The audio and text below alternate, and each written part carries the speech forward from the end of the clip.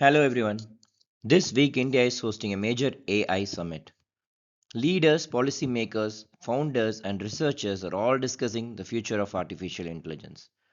India is clearly serious about AI, but that raises an important question. If India has the talent, the scale and the ambition, why hasn't India built the next ChatGPT, Copilot, Gemini or Grok yet?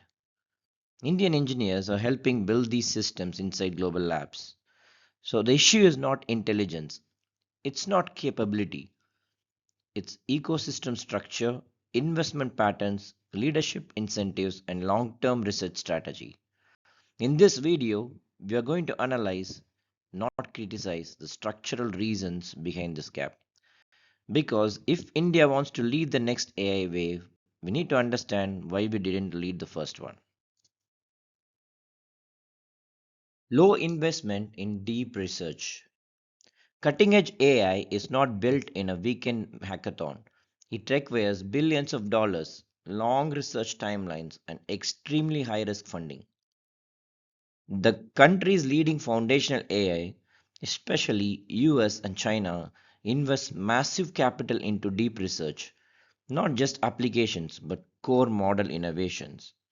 In India, most funding has traditionally gone into IT services, startups, and applied AI solutions. Those are valuable, but they're different from funding foundational model innovation.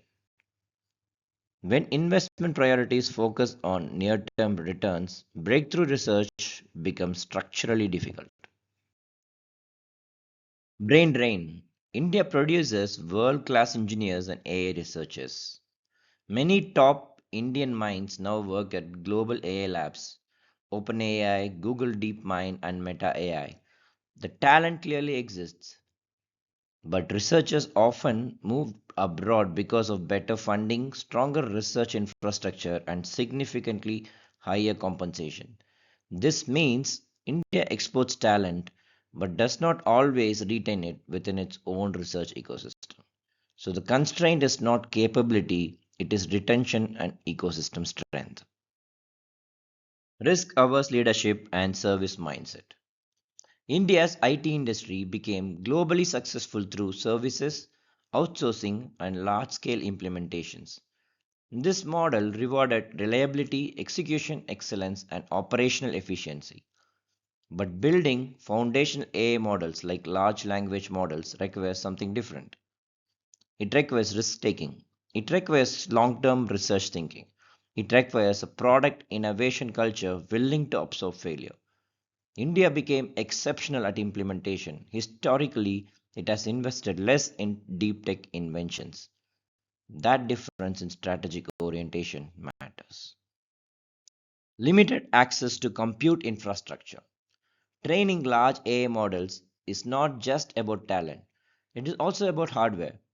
Frontier AI systems require thousands of GPUs, massive data centers, and enormous electricity consumptions.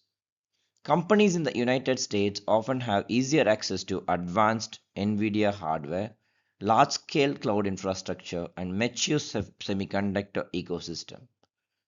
India's high performance computing infrastructure is improving, but it is still developing relative to global leaders. In the AI race, compute capacity is a strategic advantage.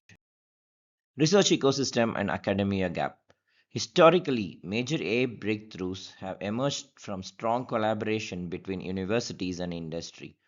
Institutions like Stanford University, MIT maintain deep partnerships with AI research labs. They support PhD heavy research cultures and long term funding pipelines.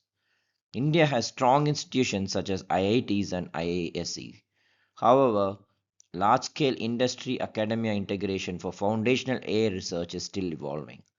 Innovation ecosystems are built over decades, and ecosystem design often determines who leads technology revolutions. India had the talent, India had the scale, but we did not build a research first AI culture early enough. That distinction matters. If we compare ecosystems, the contrast becomes clearer. The United States, the tech ecosystem evolved around venture backed innovation. It rewards high risk tolerance. It supports research driven companies. Capital is patient. Investors are willing to wait years for breakthrough outcomes. There is also deep collaboration between universities and industry, creating a strong pipeline from academic research to commercial innovation.